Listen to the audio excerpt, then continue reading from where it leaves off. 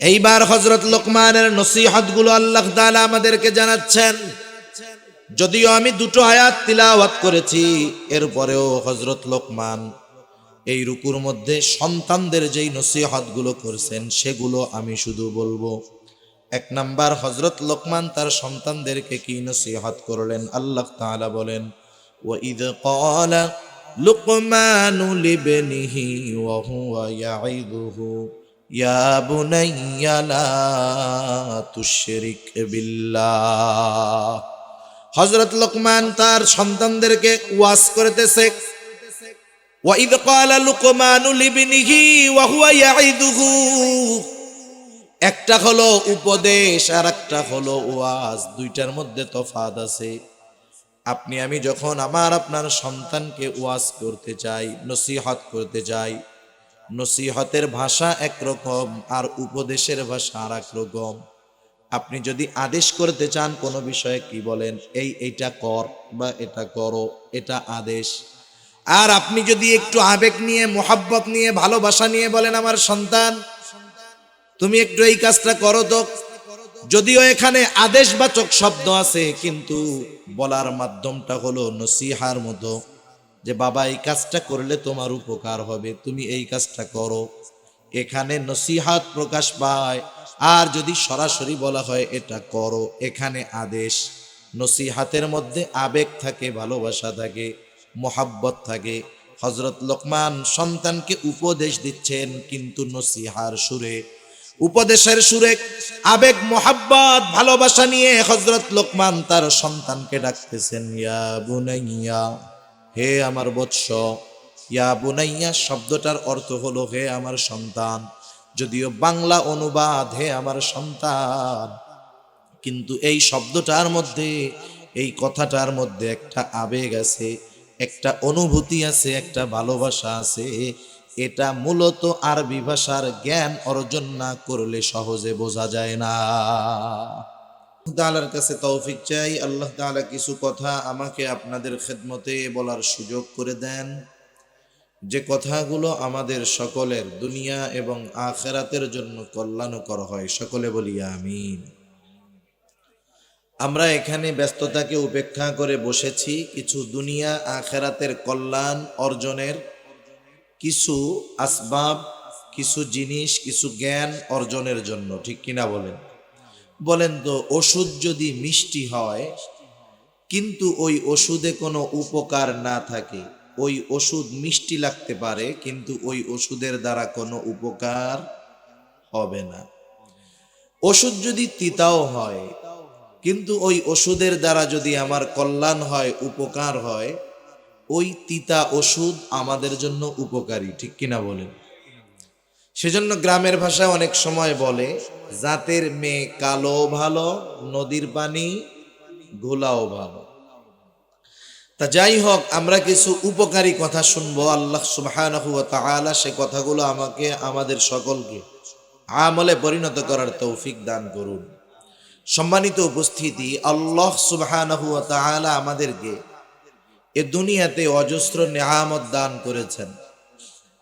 আল্লাহ প্রদত্ত নেয়ামত সমূহের মধ্যে অন্যতম নেয়ামত হলো সন্তান। আল্লাহর পক্ষ থেকে যত নেয়ামত আমরা পেয়েছি, যারা বিবাহ করেছেন, করেন নাই বা করবেন, মনে রাখতে হবে আল্লাহ প্রদত্ত দামি নেয়ামত সমূহের মধ্যে অন্যতম একটি দামি নেয়ামত আমাদের সন্তান। এই সন্তানেরা শুধু দুনিয়ার কাজে লাগে তা নয়, এই সন্তানেরা আমরা যদি তাদের একটু যথাযথ পরিচর্যা করতে পারি, যত্ন নিতে পারি, আমাদের এই সন্তানেরা দুনিয়া এবং আখিরাত উভয় জাহানে আমাদের জন্য সম্পদে পরিণত হবে। অনেক সময় অনেক মা বাবা চিন্তা করে যে আমার সন্তান কবে বড় হবে, লেখাপড়া কবে শেষ করবে, কর্মজীবনে কবে ঢুকবে, আর আমি বাড়িতে বসে বসে থাকবো, আমাকে ইনকাম করে খাওয়াবে। অনেক মা বাবা মনে করে আল্লাহ মনে হয় সন্তান এজন্যই দিয়েছে যে তুমি একে লালন পালন করবা, বড় বানাবা, ও ইনকাম শিখবে, তুমি বুড়া হবা, বাড়িতে পার উপরে পা তুলে শুধু খাবা। বলেন তো, আল্লাহ তাআলা কি শুধুমাত্র এই জন্যই সন্তান দান করেছেন? না না, শুধু দুনিয়ার উপকার হাসিল করার জন্য আল্লাহ তাআলা সন্তান দান করেন নাই। এই সন্তানকে যদি আমরা যথাযথভাবে যত্ন নেই, এ সন্তান আমার আপনার জন্য দুনিয়া এবং আখিরাত উভয় জাহানে সম্পদে পরিণত হবে। আর সন্তানকে যদি উভয় জাহানের সম্পদে পরিণত করতে চাই, কোরআন এবং সুন্নাহর মধ্যে সন্তানদের লালন পালন, তাদের দায়িত্বের ব্যাপারে যে কথাগুলো আল্লাহ এবং তার রাসূল জানিয়েছেন, সেই অনুযায়ী আমাদের আমল করতে হবে, তাহলে সন্তান সম্পদে পরিণত হবে। এখন সন্তান যদি সম্পদে পরিণত হয়, লাভটা কি? আমি একটা দুইটা লাভের কথা বলে আমি যে আলোচনা করব ইনশাআল্লাহ ওইদিকে আমি যাব ইনশাআল্লাহ। আপনারা সজাগ আছেন তো? তাকবীর দেন, নারায়ে তাকবীর। আওয়াজ হয় নাই, নারায়ে তাকবীর। আরো জোরে, নারায়ে তাকবীর। মাশাআল্লাহ, একটু সজাগ থাকতে হবে আমাদের। তা যাই হোক, সন্তান যদি সম্পদ হয়, দুনিয়া আখিরাতে লাভ আছে। দুনিয়ার লাভ কি? আপনারা হয়তো অনেকে জেনে থাকবেন, দেখে থাকবেন যে দুনিয়াতে এমনও মানুষ আছে যার ৩-৪টা সন্তান, সবাই উচ্চ শিক্ষিত। উচ্চ শিক্ষিত সবাই, কেউ আমেরিকায় থাকে, কেউ কানাডায় থাকে, কেউ ইংল্যান্ডে থাকে। এই বাবা তার সারা জীবনের সব সম্পদ ব্যয় করে ৩ সন্তানকে লেখাপড়া শিখিয়েছেন। কিন্তু আফসোস, এই বাবা যখন বার্ধক্যে উপনীত হলেন, এই উচ্চ শিক্ষিত অনেক সম্পদের মালিক ৩ সন্তান মা বাবার খোঁজ খবরও নেয় না, মা বাবার ব্যাপারে তাদের কোনো টেক কেয়ার নাই। বরং এমনও হয়, অনেক মা বাবার উচ্চ শিক্ষিত সন্তান থাকার পরেও ওই মা বাবার শেষ জীবন বৃদ্ধাশ্রমে কাটাতে হয়। আছে না নাই? আমি আপনাদের খেদমতে অনেক উদাহরণ দিতে পারবো, উপমা দিতে পারবো, যে 5টা সন্তান তিনি সারা জীবনের সব উপার্জন ব্যয় করে দুনিয়াবি লাইনে সর্বোচ্চ শিক্ষিত বানিয়েছেন। তার 5টা ছেলেই বিদেশে লেখাপড়া করে ডক্টরেট অর্জন করেছে। আফসোস, ওই লোকটাকে জীবনের শেষ সময়ে অসুস্থতার মাঝে ওষুধ না পেয়ে বৃদ্ধাশ্রমে তাকে কাটাতে হয়েছে। এখন বলেন, যেই বাবা এই সন্তানদের দুনিয়ার লাইনে উচ্চ শিক্ষিত করলো, অথচ দুনিয়াতেই ওই বাবা ওই সন্তানদের দ্বারা কোনো উপকার পায় নাই, তাহলে মরার পরে ওই সন্তানদের দ্বারা বাবা পরকালের উপকার পাবে, এটা কল্পনাও করা ভুল বিষয়। ঠিক কিনা বলেন? তাহলে আমরা চাই যে আমাদের সন্তান অনেক টাকা পয়সার মালিক না হোক, কিন্তু আমি যখন বার্ধক্যে উপনীত হব, হায়াত যদি থাকে, আমার সন্তান হয়তো আমাকে 10-15 প্রকারের তরকারি দিয়ে খাওয়াতে পারবে না, কিন্তু আমি যেমন ছোটবেলায় তাকে আদর স্নেহে বুকে লালন পালন করেছি, আমার সন্তান হয়তো আমাকে মরিচ ভর্তা দিয়ে খাওয়াবে, আলু ভর্তা দিয়ে খাওয়াবে, কিন্তু বার্ধক্যে আমার প্রতি তার স্নেহ, মোহাব্বত, ভালোবাসা, দরদ থাকবে। শুধু তাই না, প্রত্যেকটা বাবা যার মধ্যে ন্যূনতম ঈমান আছে, সে একথা চিন্তা করে, তার এটা চাওয়া, তার এটা আশা যে আমি মারা যাওয়ার পর আমার সন্তানেরা জানি আল্লাহ তাআলার কাছে আমার ক্ষমার জন্য দোয়া করে। এটা প্রত্যেকটা বাবা চায় কি চায় না? কিন্তু আমরা যা চাই সেই অনুযায়ী আমরা আমাদের সন্তানদেরকে প্রস্তুত করি না। আমি যদি চিন্তা করি, আমি একটা কলা গাছ লাগাইলাম, এইটা বড় হলে এই কলা গাছ দিয়ে আমি ফার্নিচার বানাবো, এটা সম্ভব? আমি যদি ফার্নিচার বানাতে চাই, তাহলে আমাকে ফার্নিচার যেই কাঠে হয় সেই গাছ লাগাতে হবে। আমি যদি আমার সন্তানদের দ্বারা দুনিয়া আখিরাত উভয় জাহানে উপকৃত হতে চাই, তাহলে সন্তানদেরকে সেইভাবে প্রস্তুত করতে হবে। কোনভাবে? যেভাবে আল্লাহ এবং তার রাসূল আমাদেরকে জানিয়েছেন। আজকে আমরা সন্তানদের সম্পদে পরিণত করার জন্য কি করণীয়, এই বিষয়ে সূরা লোকমানের 2য় রুকু থেকে কিছু আলোচনা করব। হযরত লোকমান উনি ওনার সন্তানদেরকে কিছু উপদেশ দিয়েছেন, যেই উপদেশগুলো আল্লাহ তাআলার কাছে এত পছন্দনীয় হয়েছে যে আল্লাহ সুবহানাহু ওয়া তাআলা কোরআনুল কারীমে সূরা লোকমান, লোকমানের নাম দিয়ে একটা সূরা নাজিল করে, ওই সূরার মধ্যে আমরা যদি সন্তানদের সম্পদে পরিণত করতে চাই, কোন ধরনের নসিহাত উপদেশ করা প্রয়োজন, আল্লাহ সুবহানাহু ওয়া তাআলা হযরত লোকমানের নসিহতগুলো আমাদের কাছে ওহী হিসাবে প্রেরণ করেছেন। সুবহানাল্লাহ। একথা মোটামুটি বলা যায়, যেই বাবা হযরত লোকমানের এই নসিহতগুলো তার সন্তানকে যথাযথভাবে করবে, তার সন্তান দুনিয়া আখিরাতে তার জন্য সম্পদে পরিণত হবে ইনশাআল্লাহ। সেজন্য যাদের সন্তান আছে আমরা তারাও শুনবো আমলের নিয়তে, যারা বিবাহ করি নাই আমরাও শুনবো এবং মনে মনে এই নিয়ত রাখবো, আল্লাহ তাআলা যদি সন্তান দেন, আমি আমার সন্তানেরা যখন বুঝবে আমিও তাদেরকে এই নসিহতগুলো করব। আল্লাহ তাআলা হযরত লোকমানের নসিহতগুলো পছন্দ হয়েছে বিদায় ওহী হিসাবে ওই নসিহাগুলো আমাদেরকে আল্লাহ তাআলা জানিয়ে দিয়েছেন।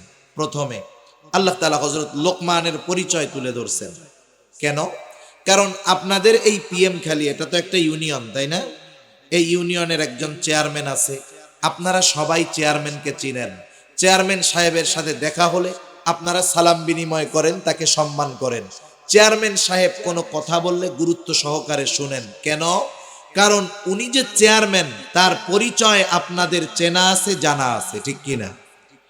আপনারা তাকে চেয়ারম্যান এই কারণে গুরুত্ব দেন, সমীহ করেন, সম্মান করেন, তার কথার গুরুত্ব আরোপ করেন। কিন্তু আপনাদের এই চেয়ারম্যান বা যে কোনো ইউনিয়নের সম্মানিত চেয়ারম্যান যদি দেশের আরেক প্রান্তে যায়, আছেন কক্সবাজার, চেয়ারম্যান সাহেব গেলেন সেই পঞ্চগড়ের তেতুলিয়া, যেখানে তাকে কেউ চিনে না, বলেন তো তার কথাগুলো তার পরিচিত মানুষ, আপনাদের ইউনিয়নের মানুষ যেভাবে গ্রহণ করবে, গুরুত্ব দিবে, তাকে যেখানে চিনে না ওই পঞ্চগড়ে তার কথাগুলো কি পঞ্চগড়ের লোক সম আপনারা যতটুকু গুরুত্ব দিবেন ততটুকু গুরুত্ব দিবে? কেন?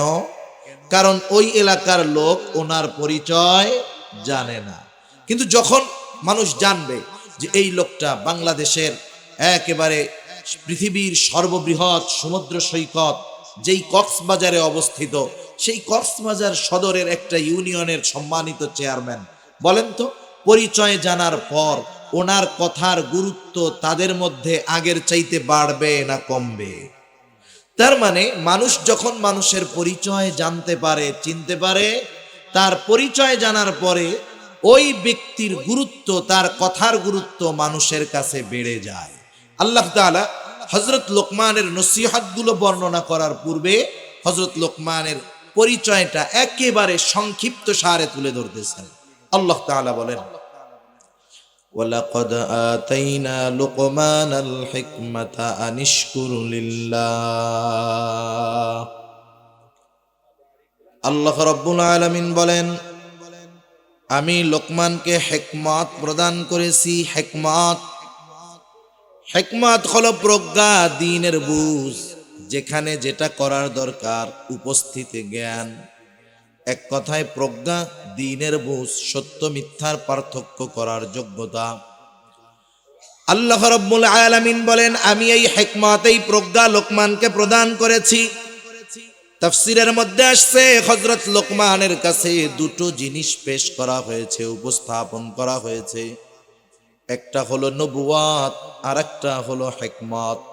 হযরত লোকমানকে যখন ইচ্ছাধীন স্বাধীনতা দিয়ে দেওয়া হলো, লোকমান তুমি চাইলে হিকমত গ্রহণ করতে পারো, তুমি চাইলে নবুয়াত গ্রহণ করতে পারো।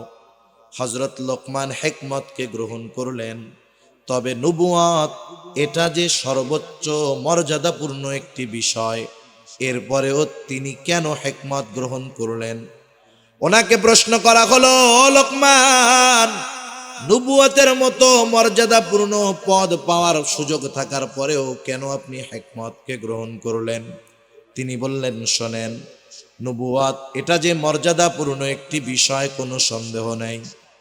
এই দায়িত্বটা আল্লাহ তাআলা আমাকে নিজের থেকে দেন নাই, বরং আমাকে নেওয়ার সুযোগ দিয়েছে। আল্লাহ রাব্বুল আলামিন যদি নিজের থেকে নবুয়াত আমাকে দিতেন, তাহলে এই নবুয়াতি দায়িত্ব পালন করতে গিয়ে যত কিছুর ব্যবস্থাপনা করার দরকার ছিল সব কিছুর ব্যবস্থাপনা আল্লাহ তাআলা করতেন। আর যদি এই নবুয়াতের দায়িত্ব আমি নিজের থেকে নিতাম, এই দায়িত্ব পালন করতে গিয়ে যদি আমার কোনো ত্রুটি বিচ্যুতি হতো, এই ব্যাপারে আল্লাহ তাআলার কাছে আমার জবাবদিহিতা করা লাগতো। কারণ একটা বিষয় হলো নিজের থেকে দায়িত্ব নেওয়া, আর একটা হলো দায়িত্ব দেওয়া। আপনাকে যদি কেউ কোনো দায়িত্ব দেয় যে তুমি এই দায়িত্বটা নাও, এই কাজটা করো, আপনি যদি অপারগতা প্রকাশ করে বলেন আমি পারবো না, কিন্তু সে আপনাকে দায়িত্ব দিয়ে বলল শোনো, চিন্তার কোনো কারণ নাই, তুমি এই দায়িত্ব নাও, তোমার এই দায়িত্ব পালনের জন্য যা করার দরকার সব ব্যবস্থাপনা আমি গ্রহণ করব। এখন বলেন তো, এই কাজ করতে গিয়ে, ওই দায়িত্ব পালন করতে গিয়ে আপনার যদি কোনো ত্রুটি বিচ্যুতি হয়, তাহলে আপনার বলার সুযোগ আছে যে দায়িত্ব তো আমি নিতে চাই নাই, আমাকে দেওয়া হয়েছে। আপনাকে তিরস্কার করার কোনো সুযোগ নাই। তবে ওই দায়িত্বটা যদি নিজের থেকে নেওয়া হয়, যদি বলা হয় এই কাজটা আমারে দাও, আমি পারি, আমি করব, নিজের থেকে দায়িত্ব নেওয়ার পর যদি কোনো ত্রুটি বিচ্যুতি হয়, তাহলে আমাকে আপনাকে তিরস্কার করা হবে। দায়িত্ব পালন করতে পারো না, দায়িত্ব নেওয়ার জন্য এত লাফাও কেন? ঠিক না? তাহলে দায়িত্ব দেওয়া আর নিজের থেকে নেওয়া এক বিষয় নয়। হযরত লোকমান বললেন শোনো, আমাকে নবুয়াত দেওয়া হয় নাই, বরং নেওয়ার সুযোগ দেওয়া হয়েছে। এই জন্য আমি নবুয়াত গ্রহণ করি নাই, হিকমত গ্রহণ করেছি। আল্লাহ রাব্বুল আলামিন সেই কথাই বলেন, আমি হযরত লোকমানকে হিকমত প্রদান করেছি, হিকমত। আর এই হিকমত এটাও কিন্তু নেয়ামত। পরিপূর্ণ দ্বীনের বুঝ এটা কিন্তু নেয়ামত। জ্ঞান এটাও নেয়ামত। সত্য মিথ্যার পার্থক্য করার যোগ্যতা এটাও নেয়ামত। এই জন্য আল্লাহ রাব্বুল আলামিন বললেন, আমি লোকমানকে হিকমত নামক নেয়ামত দান করেছি। কেন? এই নেয়ামত পেয়ে সে যেন আনিশকুরুলিল্লাহ, সে যেন আল্লাহর শুকরিয়া আদায় করে। তার মানে প্রথম শিক্ষা আমাদের জন্য, আমরা যখন আল্লাহর তরফ থেকে কোনো নেয়ামত পাবো, ওই নেয়ামত পাবার পর শুকরিয়া আদায় করব কার? হযরত লোকমানের কথা কাজ সব কিছুর মধ্যে প্রজ্ঞার ছোঁয়া পাওয়া যাইত, হিকমতের ছোঁয়া পাওয়া যাইত। হযরত লোকমান কেমন প্রজ্ঞাবান ব্যক্তি ছিলেন? জীবনের প্রথম সময়ে হযরত লোকমান তিনি ছাগল চড়াইতেন। একদিন ছাগলের মালিক এসে বলতেছে, লোকমান তুমি আমার জন্য একটা ছাগল জবাই করবা, আর এই ছাগলের সবচাইতে সুস্বাদু জায়গার গোশত আমার সামনে হাজির করবা। হযরত লোকমান মালিকের নির্দেশে একটা ছাগল জবাই করলেন। এইবার ছাগল জবাই করে ছাগলের কলিজা, হৃৎপিণ্ড আর জিহ্বার গোশত মালিকের সামনে হাজির করলেন। মালিককে বললেন, মালিক এই দুই জায়গার গোশত সবচেয়ে উৎকৃষ্ট গোশত। এবার মালিক বললেন, লোকমান আর একটা ছাগল তুমি জবাই করো, এইবার আমার জন্য সবচাইতে নিকৃষ্ট জায়গার গোশত আনবা। হযরত লোকমান আর একটা ছাগল জবাই করবার পর আবার হৃৎপিণ্ড আর জিহ্বা নিয়ে হাজির। খারাপটা আনতে বলছে ওইটা আনছে, ভালোটা আনতে বলছে ওটাই আনছে। মালিক আবার বলতেছে, লোকমান তুমি কি আমার সাথে মশকরা করো? হযরত লোকমান এবার বললেন, ও মালিক, এই দুইটা জিনিস যদি কারো ভালো হয়ে যায়, কারো অন্তর আর জবান জিহ্বা যদি ভালো হয়ে যায়, সে সর্ব উৎকৃষ্ট পরিণত হয়ে যায়। আর যার এই দুইটা জিনিস খারাপ হয়ে যায়, সে সবচাইতে নিকৃষ্ট হয়ে যায়। এজন্য মানুষও যদি সর্ব উৎকৃষ্ট হতে চায়, তার অন্তর আর জবানকে পরিশুদ্ধ করতে হবে। ঠিক কিনা বলেন? মানুষের চেহারা যত সুন্দর হোক, যত সম্পদের মালিক সে হোক না কেন, যার অন্তর আর জবান খারাপ, ও উচ্চবংশীয় হতে পারে, দেখতে সুন্দর হতে পারে, কিন্তু সে সর্বনিকৃষ্ট একজন ব্যক্তি। ঠিক কিনা বলেন? এজন্য হযরত লোকমানের কথা কর্মের ভিতরে এরকম হিকমত পাওয়া যাইত। আল্লাহ রাব্বুল আলামিন এরপরে বলতেছেন, নমাই ইয়াশকুর ফাইন্নামা ইয়াশকুরু লিনাফসি, যে আল্লাহর নেয়ামতের শুকরিয়া আদায় করে সে সেটা নিজের জন্যই করে। কারণ শুকরিয়া আমরা যদি আদায় করি, লাভ আল্লাহর নয়, লাভ কাদের? জোরে বলেন। আমাদের লাভ। এই কথাই আল্লাহ তাআলা বলেন, ওয়া মাইয়াশকুর ফাইন্নামা ইয়াশকুরু লিনাফসি, যে আল্লাহর কৃতজ্ঞতা প্রকাশ করে সে তার নিজের জন্যই করে। কারণ আমরা যদি নিয়ামতের শুকরিয়া আদায় করি, আমাদের সকল নিয়ামত যিনি বাড়ায়া দিবেন তিনি কে? আল্লাহ রাব্বুল আলামিন আরেক জায়গায় বলেন, লাইন শাকারতুম লাযীদান্নাকুম ওয়া লাইন কাফারতুম ইন্না আযাবি লাশাদীদ। আল্লাহ রাব্বুল আলামিন বলেন, তোমরা যদি নিয়ামতের শুকরিয়া আদায় করো, আমি তোমাদের নিয়ামত আরো বাড়ায়া দিব। ওয়ালা ইন কাফারতুম, তোমরা যদি নিয়ামতের নাশুকরি করো, জেনে রাখো ইন্না আযাবি লাশাদীদ, আমার আযাব বড় শক্ত, আমার আযাব বড় কঠোর। তাহলে যে কোনো ধরনের নিয়ামত পাইলে শুকরিয়া আদায় হবে কার? আমি সুস্থ আছি, এটা নিয়ামত, শুকরিয়া আদায় করব কার? আমি বুঝি দিনের উপরে চলতে পারি, আসতে পেরেছি, চলতে পারতেছি, এটা নিয়ামত, শুকরিয়া আদায় করব কার? আল্লাহ তাআলা আমাকে ইলম দিয়েছেন, জ্ঞান দিয়েছেন, নিয়ামত, শুকরিয়া আদায় হবে কার? আল্লাহ তাআলা। এরপরে আল্লাহ তাআলা বলেন, ওয়া মান কাফারা ফাইন্নাল্লাহা গানিয়্যুন হামিদ। আল্লাহ তাআলা বলেন, যারা কুফরি করে নিয়ামতের শুকরিয়া আদায় করে না। কারণ আমরা যদি নিয়ামতের শুকরিয়া আদায় করি, লাভ আমাদের। সারা দুনিয়ার মানুষ যদি আল্লাহর নিয়ামতের শুকরিয়া আদায় না করে, কুফরি করে, আল্লাহর কসম, সারা পৃথিবীর মানুষ যদি নাশকর গোজার হয়ে যায়, আল্লাহ তাআলার কোনো লস নাই। লস আছে নাকি? আবার সারা পৃথিবীর মানুষ যদি শকর গোজার হয়ে যায়, আল্লাহ তাআলার কোনো লাভ আছে নাকি? তাহলে আল্লাহ তাআলার কোনো লাভ নাই, লস নাই। শুকর আদায় করলে লাভ আমার, না করলে ক্ষতি আমার। যদি না করি, সে কথাই আল্লাহ তাআলা বলেন যে তিনি আমাদের কৃতজ্ঞতার মুখাপেক্ষী নয়, বরং তারা জেনে রাখুক, ওয়া মান কাফারা ফাইন্নাল্লাহা গানিয়্যুন হামিদ। যারা নাশকরি করে, আল্লাহ তাআলা বলেন তারা জেনে রাখুক, ফাইন্নাল্লাহা, নিশ্চয়ই আল্লাহ, গানিয়্যুন হামিদ, অমুখাপেক্ষী এক সত্তা, সপ্রশংসিত সত্তা। এই জন্য শুকরিয়া যদি আদায় করি, লাভ আমাদের। এই আয়াতের মধ্যে মূল মেসেজটা কি, মূল খবরটা কি? আল্লাহ তাআলা আমাদেরকে মূলত এই বিষয়টা জানাতে চান যে হযরত লোকমান একজন শুকরগুজার বান্দা ছিলেন। হযরত লোকমান শুকরগুজার বান্দা ছিলেন। আমরা একজন মানুষের ব্যাপারে বলতে পারি উনি বড় আবেদ, উনি বড় শুকরগুজার বান্দা। আমরা বলতে পারি আমাদের দেখার দৃষ্টিকোণ থেকে আসলে উনি বড় আবেদ না উনি বড় শুকরগুজার বান্দা, এ খবর জানে কে? যেই আল্লাহর শুকরিয়া আমরা আদায় করব, সেই আল্লাহ বলতেছে যে হযরত লোকমান সে একজন শুকরগুজার বান্দা।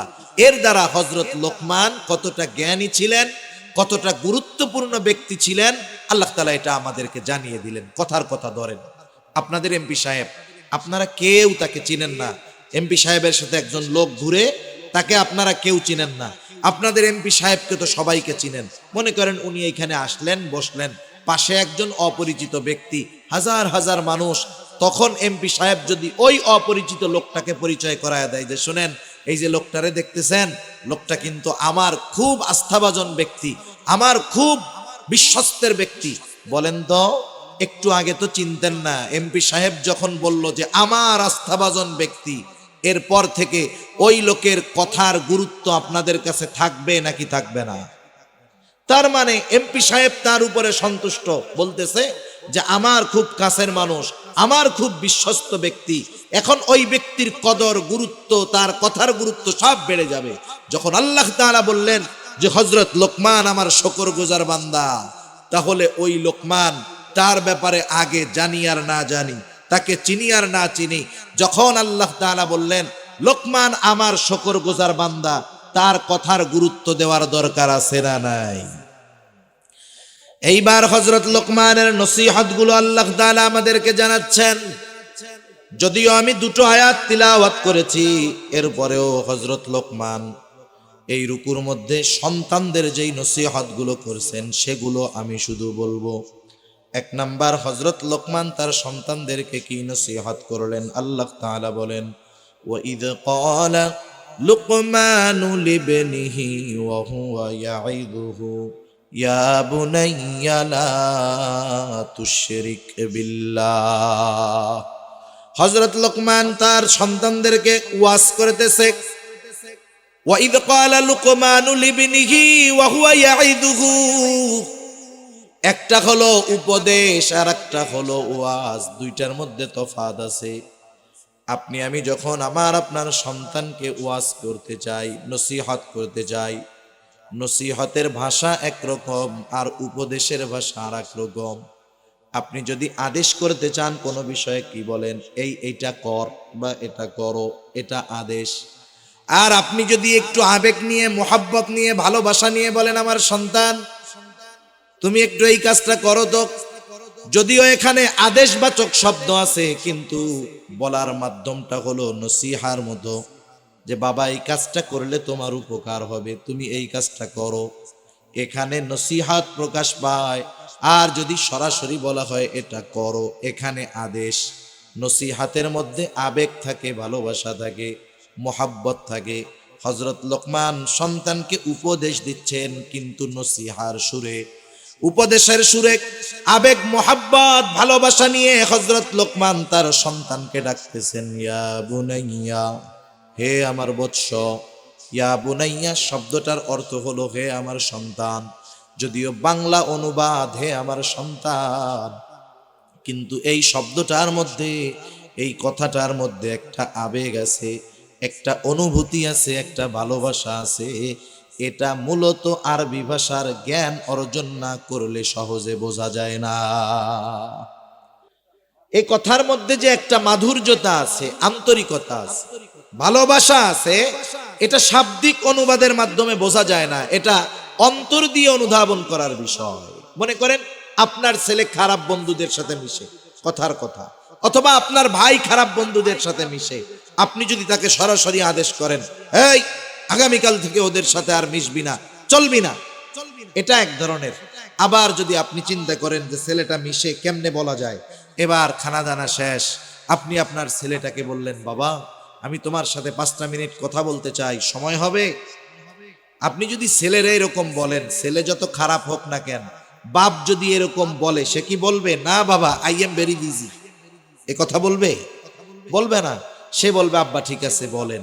এবার আপনি তাকে পাশে বসায়া আবেগের সাথে বলেন, দেখো সন্তান, আমি তোমার বাবা, আমার একটা সুনাম আছে সমাজে, মানুষ আমাকে ভালো বলে, তুমি আমার সন্তান, তুমি যদি কোনো অন্যায় করো, অপরাধ করো, তাহলে মানুষ আমাকেও খারাপ বলে। বাবা তুমি যাদের সাথে চলাফেরা করো আসলে তো ওরা ভালো না, আমি তোমার কাছে অনুরোধ থাকবে তুমি ওদের সাথে এখন থেকে চলবা না।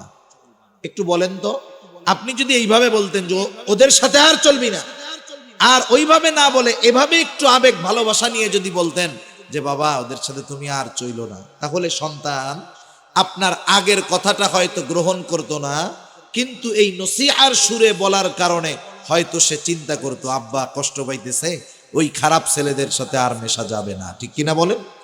এখানেই ইয়া বুনাইয়া শব্দটার সারমর্ম, গভীরতা লুকায় আছে। হযরত লোকমান খুব দরদ মাখা দিল নিয়ে সন্তানকে বলতেছে, লা তুশরিক বিল্লাহ, ও আমার বৎস, আমার সন্তান, আল্লাহ তাআলার সাথে শিরিক কইরো না। কেন শিরিক করবা না? ইন্নাশ শিরকা লাযুলমুন আযীম। শিরকের বিষয় নিয়ে আমি মূলত আলোচনা করব না, এটা আলাদা একটা বিষয়, কিন্তু শিরক এটা এক মহা জুলুম, মহা অন্যায়। কেউ যদি আল্লাহ তাআলার সাথে শিরিক করে, আল্লাহ তাআলা সবচাইতে বেশি বেজার হয়ে যায়। শিরকের বড় ক্ষতি, 1 নাম্বার ক্ষতি, আল্লাহ রাব্বুল আলামিন সব গুনাহগুলো চাইলেই ক্ষমা করে দিবেন, কিন্তু কেউ যদি তার সাথে শিরিক করে, ক্ষমা যদি না চায়, তাওবা যদি না করে, আল্লাহ তাআলা ক্ষমা করবে না। আল্লাহ তাআলা কোরআনুল কারীমের সূরাতুন নিসার মধ্যে বলেন, ইন্নাল্লাহা লা ইয়াগফিরু আন ইউশরাকা বিহি ওয়া ইয়াগফিরু মা দুনা যালিকা লিমান ইয়াশা। আল্লাহ রাব্বুল আলামিন শিরকের গুনাহ ক্ষমা করবেন না। ওয়াগফিরু মা দুনা যালিকা লিমান ইয়াশা, শিরিক ছাড়া যে গুনাহ চান তিনি ক্ষমা করে দিবেন, তওবা ছাড়া ক্ষমা করে দিবেন। কিন্তু শিরকের গুনাহ যদি কেউ করে, শিরিক যদি কেউ করে, তাহলে আল্লাহ তাআলা তাকে ক্ষমা করবেন না যতক্ষণ না সে তওবা করে। শিরিক করলে ক্ষতি কি? অনেক ক্ষতি। এক নাম্বার ক্ষতি, শিরিক করে তার কোনো আমল আল্লাহ তাআলা কবুল করবে না। যে শিরিক করে তার হজ আল্লাহ কবুল করে না। শিরিক যে করে তার নামাজ আল্লাহ কবুল করেন না।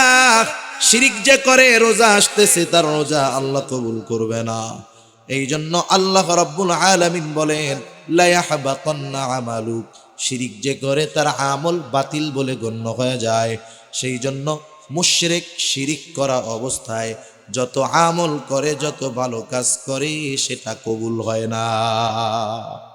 তাহলে চিন্তা করেন, এক নম্বরে কোন আমল তার কবুল হবে না। দুই নম্বর ক্ষতি বলেন ফাকাদ হারামাল্লাহু আলাইহিল জান্নাহ, যে শিরিকের সাথে লিপ্ত, তাওবা করলো না, তাওবা বিহীন দুনিয়া থেকে চলে গেল, আল্লাহ রাব্বুল আলামিন বলেন ফাকাদ হারামাল্লাহু আলাইহিল জান্নাহ, আল্লাহ রাব্বুল আলামিন তার জন্য জান্নাতকে হারাম করে দিবে। তার মানে আমল কবুল হবে না, জান্নাতে যেতে পারবে না।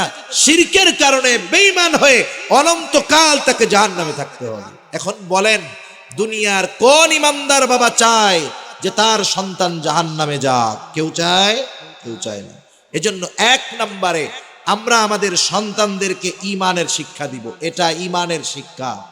শিরিক থেকে সন্তানদেরকে বাঁচাবো, আল্লাহর সাথে পরিচয় করায় দিব, আল্লাহর একত্ববাদের পরিচয় তাদেরকে শিখায় দিব। তাহলে কি হবে?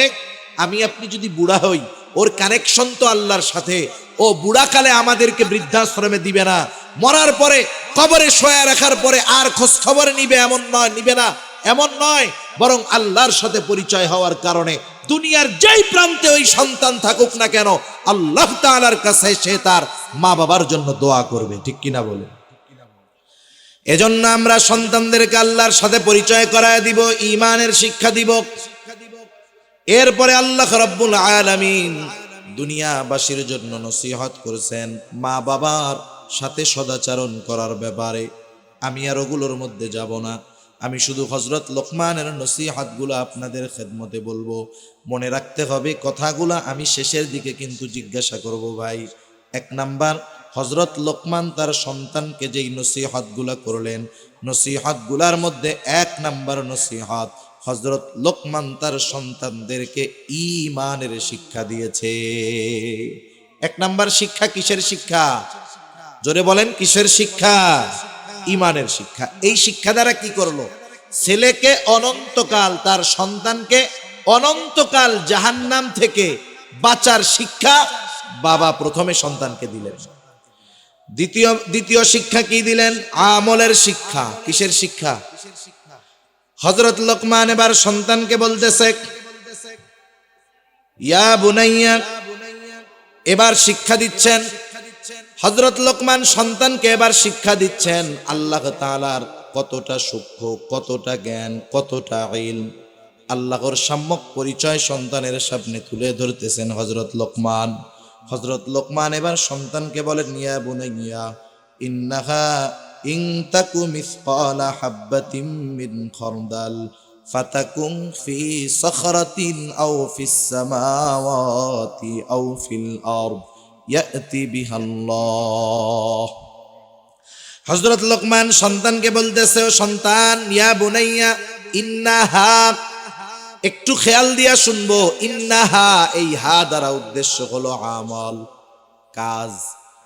কোন মুফাসসির বলেন এর দ্বারা উদ্দেশ্য হলো খারাপ কাজ, কোন মুফাসসির বলেন এর দ্বারা উদ্দেশ্য হলো সকল ধরনের কাজ, ভালো কাজ আর মন্দ কাজ উভয়টা। আরবিতে কর্মকে বলা হয় আমল। কি বলে? আমল। মানুষ যখন ভালো কাজ করে আমরা কি বলি? যে লোকটা ভালো কাজ করছে, তাইলে ভালোটাও কাজ। আবার যখন মন্দ কাজ করে আমরা কি বলি? আরে ও খারাপ কাজ করে বেড়ায়, তাইলে খারাপটাও কাজ। তার মানে উদ্দেশ্য হলো, আমল দ্বারা উদ্দেশ্য হলো যে ভালো কাজ অথবা মন্দ কাজ। হযরত লোকমান সন্তানকে বলতেছে, সন্তান, ইন্নাহা ইন তাকু মিসকালা হাববাতিন মিন খারদাল, তোমার ওই কাজটা, তোমার ওই আমলটা, এটা যদি সরিষা দানা পরিমাণও হয়, তার মানে আমরা যদি কোনো কাজ এমন করি যেটা সরিষা দানা পরিমাণ, সন্তানকে সেই শিক্ষাটাই হযরত লোকমান দিয়ে বলতেছেন, বৎস, ও আমার কলিজার টুকরা সন্তান, তুমি যেই ধরনের পাপ করো না কেন, তোমার ওই পাপটা যদি একেবারে ছোট হয়, সরিষা দানা পরিমাণও হয়, ওই পাপটা যদি তুমি পাথরের মধ্যেও করো, ওই পাপটা যদি তুমি আসমানেও করো, জমিনেও করো, আল্লাহ রাব্বুল আলামিন তোমার ওই কর্মটাকে হাজির করবে।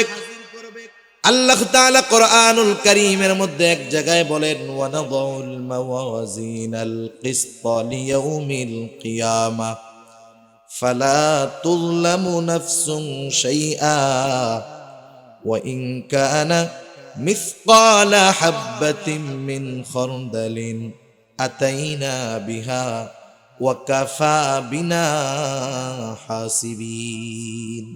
আল্লাহ রাব্বুল আলামিন বলেন, আমি কিয়ামতের দিন ন্যায় বিচারের আদালত কায়েম করব।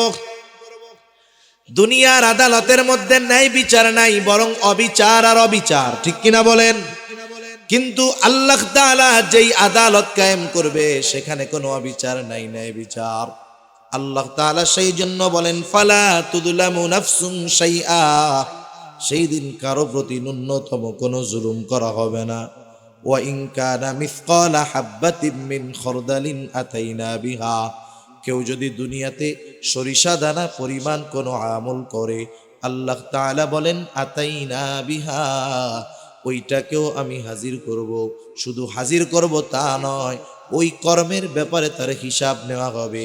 আল্লাহ তাআলা বলেন কাফা বিনা হাসিবিন, হিসাব নেওয়ার জন্য আমি আল্লাহই যথেষ্ট। এই কথাটাই সন্তানকে স্মরণ করা দিচ্ছে, আমার সন্তান, আল্লাহ তাআলার পাওয়ার কেমন তুমি জানো, ক্ষমতা কেমন তুমি জানো। তুমি যদি দুনিয়ার মধ্যে কোনো আমল করো, ওই আমলটা যদি পাথরের মধ্যেও করো, এই আয়াতের তাফসিরে রাসূল আকরাম সাল্লাল্লাহু আলাইহি ওয়াসাল্লাম বলেন, হযরত আনাস রাদিয়াল্লাহু তাআলা আনহু থেকে বর্ণিত হাদিস, নবীজি বলেন, কোন ব্যক্তি যদি এমন পাথরের মধ্যে আমল করে যেই পাথরের কোনো দরজাও নাই, জানালাও নাই, দরজাও নাই, জানালাও নাই, এটা অসম্ভব, এরপরেও যদি কেউ ওই রকম পাথরের মধ্যে কোনো আমল করে যেই পাথরে প্রবেশ করার, বাহির হওয়ার কোনো জায়গা নাই, ওই পাথরের মধ্যেও যদি দুনিয়ার কোনো বান্দা সরিষা দানা পরিমাণ কোনো আমল করে, সেই আমলটাও কিয়ামতের দিন হাজির করবেন যিনি, তিনি কে? এর দ্বারা সন্তানকে কি বুঝাইতেছে লোকমান? বুঝাচ্ছে, সন্তান, তুমি হয়তো আমার সামনে ভালো কাজ করবা, কারণ বাবার সামনে তো ছেলে সিগারেট খাবে না, খাবে? গাঁজা খাবে? খারাপ কাজ করবে? ইফটিজিং করবে? বাবার সামনে করবে? বলেন, করবে না। তুমি হয়তো আমার সামনে ভালো কাজ করবা, কিন্তু আমার অগোচরে হয়তো মন্দ কাজ করবা, হয়তো একাকী ঘরের মধ্যে গুনাহ করবা। ও আমার সন্তান, হয়তো আমি দেখবো না, দুনিয়ার মানুষ জানবে না। তুমি যদি একাকীও করো, রাতের আধারেও যদি করো, নীরবে নিভৃতে ঘরের দরজা লাগায়া যদি তুমি কোনো আমল করো, সেটা ভালো হোক আর মন্দ হোক, তোমার ওই আমলের ব্যাপারে দুনিয়ার কারো খবর নাই, কিন্তু খবর আছে কার কাছে? এই কথাই হযরত লোকমান বলেন, ও আমার সন্তান, তোমার ওই আমলটা, সেটা যদি পাথরের মধ্যেও হয়, আসমানেও যদি করো, জমিনেও করো, ওই আমলটা আল্লাহ রাব্বুল আলামিন হাজির করবে। কেন করবে? ইন্নাল্লাহা লতীফুন খবীর, নিশ্চয়ই আল্লাহ তাআলা হলেন সব কিছুর খবর তো রাখেন, তিনি হলেন সূক্ষ্ম দ্রষ্টা। তার মানে দুনিয়ার মানুষ যেটা শুনতে পায় না, শুনে কে? দুনিয়ার মানুষ যেটা দেখতে পায় না, দেখে কে? এই কথা যদি আমি আপনি আমার আপনার সন্তানের মগজের মধ্যে ঢুকায়া দিতে পারি, চিন্তার মধ্যে ঢুকায়া দিতে পারি, তাহলে আশা করা যায় সন্তান যদি আমার আপনার সামনে নাও থাকে, সে যেখানেই যাক না কেন পাপ করবে না, গুনাহ করবে না, কারণ তার অন্তরের মধ্যে বিশ্বাস আমি একাকিও যদি গুনাহ করি দেখবে কে। তাহলে হযরত লোকমান দ্বিতীয়তে আল্লাহ রাব্বুল আলামিনের ক্ষমতা সম্পর্কে জানাইলেন। 3 নাম্বার, হযরত লোকমান তার সন্তানকে আমলের শিক্ষা দিচ্ছেন, আমলের শিক্ষা। হযরত লোকমান সন্তানকে বলতেছে, ইয়া বুনাইয়া আকিমিস সালাহ ওয়া'মুর বিল মা'রুফি ওয়ানহা আনিল মুনকার ওয়াসবির আলা মা আসাবাক ইন্না যালিকা মিন আজমিল উমুর। হযরত লোকমান তার সন্তানকে বলতেছে, হে আমার বৎস, নামাজ কায়েম করো। নামাজ হলো ঈমানের পরে সবচেয়ে গুরুত্বপূর্ণ আমল। হযরত লোকমান তার সন্তানকে নামাজের আদেশ দিচ্ছে। হাদিসের মধ্যে আসছে, আল্লাহ রাসূল সাল্লাল্লাহু আলাইহি ওয়াসাল্লাম বলেন, তোমরা তোমাদের সন্তানদের 7 বছর বয়স হলে নামাজের আদেশ দাও, আর 10 বছর বয়স হলে নামাজ না পড়লে প্রহার করো, আর বিছানাটা আলাদা করে দাও। নামাজের আদেশ কয় বছর বয়সে? 7। কয় বছর বয়সে? আপনাদের ঘুম আসতেছে? তাকবীর দেন, নারায়ে তাকবীর। আরে কি দেন, আপনাদের তো আরো জোশ বেশি হওয়ার কথা। নারায়ে তাকবীর। নাকি চিন্তা করতেছেন হুজুর আপনি একা করতেছেন ওয়াজ, এটা শুনবো কি? ওইদিকের থেকে তো আওয়াজ আছে, ওইটাও একটু শুনি। 2 ওয়াজ একসাথে শোনার দরকার নাই, একটাই শুনেন। তাহলে দেখেন, ঈমানের পরে সবচাইতে গুরুত্বপূর্ণ কাজ হলো নামাজ। 7 বছর বয়স যখন হবে সন্তানের, নামাজের আদেশ দিতে হবে। নবীজি সাল্লাল্লাহু আলাইহি ওয়াসাল্লাম বলছে 10 বছর বয়স হলে নামাজ না পড়লে প্রহার করতে হবে। এখন বুঝে থাকলে বলেন, আপনি যদি কাউকে কোনো বিষয়ে আদেশ করতে চান, যেই বিষয়ে তার জানা নাই, ওই বিষয়ের কাজ বা তার অভিজ্ঞতা নাই, বলেন তো জানার পরেও আপনি যদি সেই কাজের ব্যাপারে তাকে আদেশ করেন, কাজটা ঠিক হবে? ঠিক হবে না। আপনার ছেলে, আপনার সন্তান যেই কাজটা পারে না, আপনি তাকে যেটা শেখান নাই, সেই কাজের ব্যাপারে তাকে যদি আদেশ করেন, এটা তার উপরে জুলুম করা হবে। তাহলে যে কোনো জিনিস আদেশ করার জন্য যাকে আদেশ করা হবে তাকে আগে শেখাতে হয়, অভ্যাস করাতে হয়। এখন বলেন, 7 বছরে যদি সন্তানকে নামাজের আদেশ দিতে হয়, নামাজ শেখাতে হবে 7 বছরের পরে না আগে? আরো অনেক আগের থেকে শেখাতে হবে। তার মানে আপনি তাকে 5 বছর থেকে কমপক্ষে নামাজে অভ্যস্ত করবেন। মাঝে মধ্যে মসজিদে নিয়ে যাবেন, মাঝে মধ্যে সুন্নাত নফল নামাজ ঘরে পড়বেন। ছোট বাচ্চা, 2 বছরের বাচ্চাও যদি হয়, কোনো বাবা যদি ঘরে নামাজ পড়ে সুন্নাত নামাজ, ওই বাচ্চা 2 বছরের বাচ্চা হলেও দেখবেন বাবার সাথে দাদার সাথে আইসা রুকু দেয়, সেজদা দেয়। তার পরনে কোনো কিছু না থাকুক, মাথার মধ্যে একটা টুপি লাগায়া সেও নামাজের মতো অভিনয় করে। ঠিক কিনা বলেন?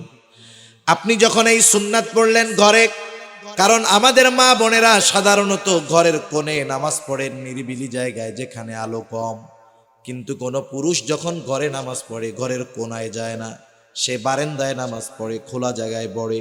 আপনি যখন সুন্নাত নামাজটা ঘরে পড়বেন, নফল নামাজটা ঘরে পড়বেন, আপনার সন্তান, আপনার ভাতিজা, আপনার ভাগ্নে, আপনার নাতি, সে এসে আপনার পাশে নামাজের অভিনয় করবে, সে নামাজে অভ্যস্ত হবে।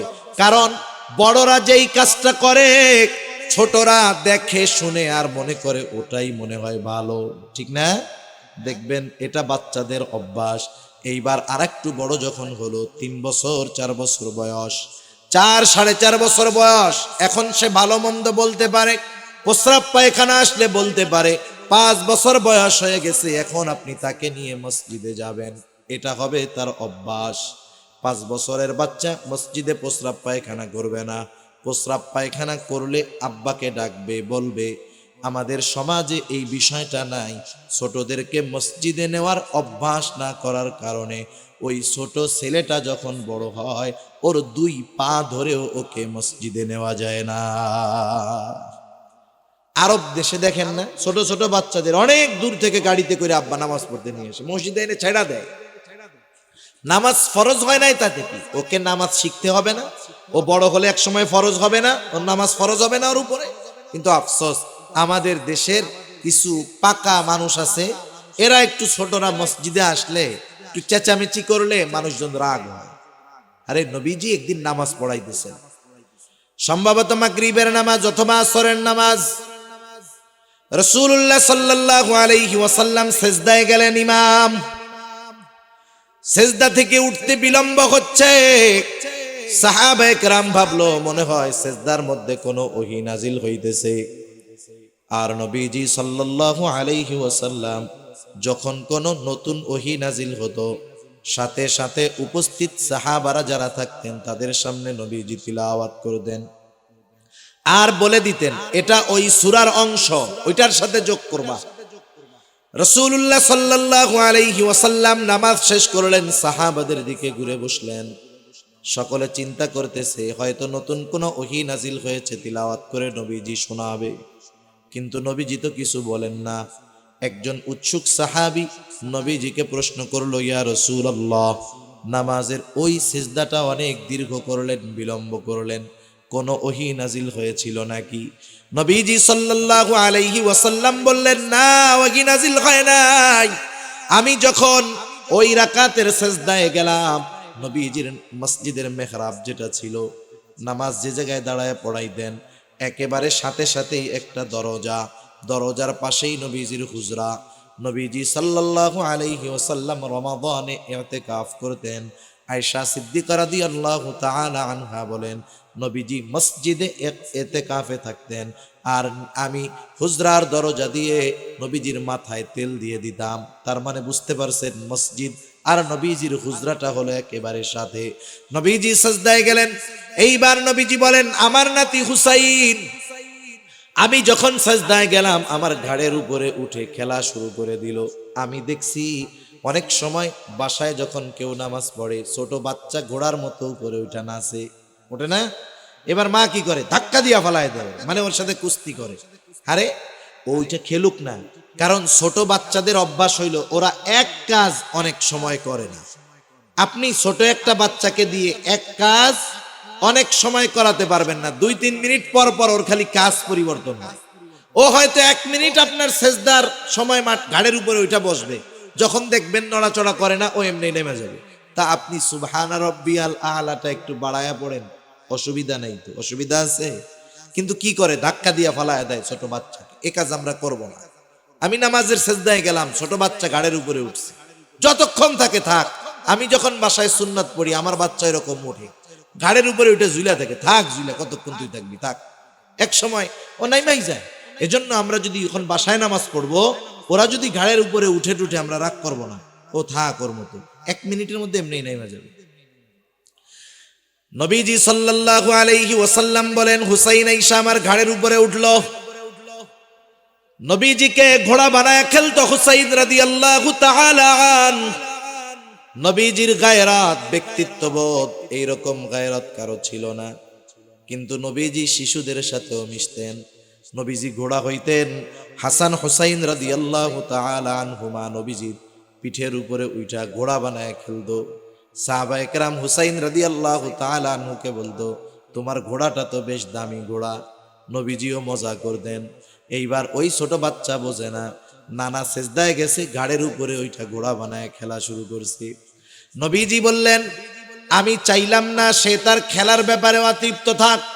সে যতক্ষণ না তৃপ্ত হলো, আমি আমার সেজদাটাকে প্রলম্ব করে দিলাম, দীর্ঘ করে দিলাম। সে খেললো, তৃপ্ত হলো, আমার ঘাট থেকে নেমে গেল। এরপরে আমি সেজদা থেকে মাথা উঠাইলাম। বলেন তো আমাদের দেশে হইলে কি হইতো, কোন ইমাম যদি এই কারণে সেজদা লম্বা করতো, সালাম ফিরায় মুসল্লি জিজ্ঞাসা করতো কি ব্যাপার, কি হইছে, সালাম ফেরানো লাগতো না।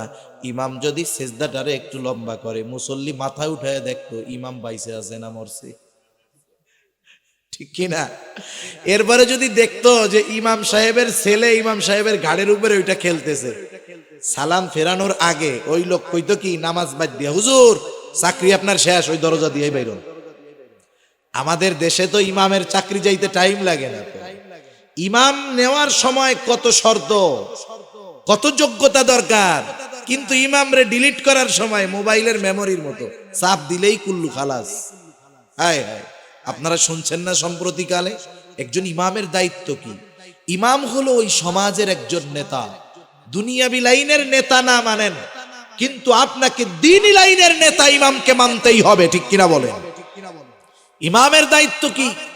ইমাম যখন দেখবে ওই সমাজে তার মহল্লার মধ্যে শরীয়ত বিরোধী কোনো কাজ হচ্ছে, ওই ইমাম তার দায়িত্বের কারণে বাধা প্রদান করবে, ঠিক কিনা বলে? আমাদের বাংলাদেশের ফটিকছড়ি থানা চট্টগ্রামে এক ওনার এলাকার মধ্যে বিবাহ শাদীর মধ্যে ডিজে গান টান বাজাইয়া বিবাহর সময় ইমাম সাহেবরে ডাকতেছে, বিয়েটা পড়াই যান। ইমাম সাহেব যান নাই, একেবারে সঠিক কাজ করছেন উনি বিবাহ পড়ান নাই।